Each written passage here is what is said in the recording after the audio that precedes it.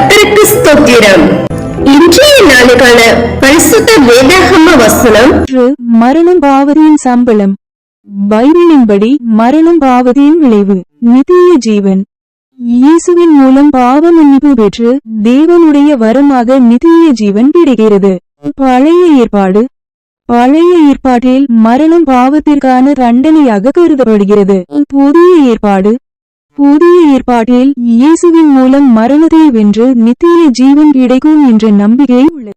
தகப்பனே, தந்தையே, தலை நிமிர செய்பவர் நீரே, தலை நிமிர செய்பவர் நீரே,